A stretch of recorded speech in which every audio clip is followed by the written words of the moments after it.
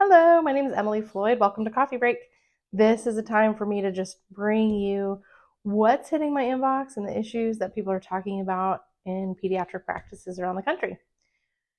Today, I want to talk to you about something that's not very fun, but it hits every practice, and that is coordination of benefits, or COB. This is just one of those recurring things that happens year after year to offices, and almost every single patient is impacted at some point. But having a really solid process for handling COB is the key to making sure you get paid quickly. The good news is it doesn't have to be overly complicated or burdensome. In fact, if you approach it with a little bit of empathy and just think about it from your patient's perspective, you can make the process smoother for everyone involved. Let's start by thinking about the patient experience. So a family comes in, they come to your office. A little while later, they get a letter from their insurance company that says, please contact us regarding coordination of benefits. Okay. All right, put that in the drawer to deal with later. A couple weeks later, they might hear from your office through a call or an email or a portal message saying, hey, please do your COB. Then maybe they get a bill or a statement from you saying that this claim is denied and is not going to be processed. They owe you however many dollars. For most families, it's not really that they're ignoring their requests.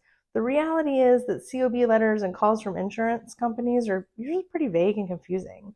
They may not understand what they're supposed to do or why it's necessary. They may remember doing it last year and think, I don't have time to learn about this. I'll need to have a big chunk of time to figure this out.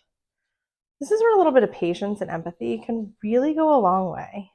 So here are 3 ways that you can improve how your office manages COB. The first, just educate patients up front. Give them simple, clear information about COB when they check in. It could be a printed document, a policy they read and sign, might even be something laminated and put on the back door of an exam room. Or maybe you send them a note in their portal with, here's what it is. But make it really basic. You may hear from your insurance company regarding coordination of benefits. They just need to know, your insurance company just needs to know whether or not the patient has other insurance. Let them know, and that's it.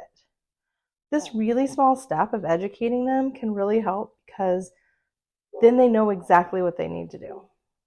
Second, if there is a COB denial, don't just immediately move it to the patient.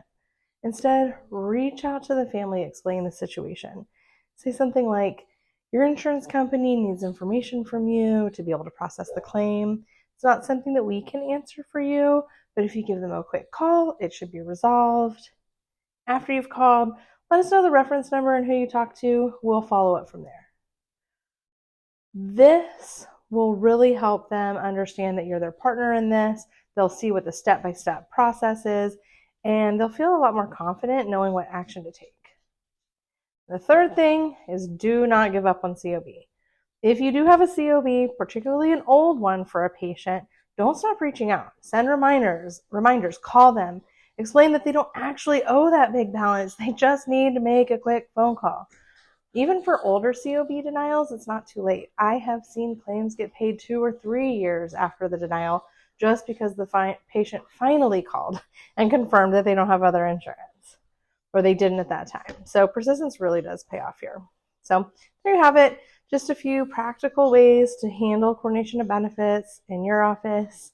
Thank you for your time. If you have any questions or anything that you want me to cover in a future coffee break, please reach out. I would love to hear from you and make sure that I'm answering the questions or talking about the things that are on your mind. Thanks so much.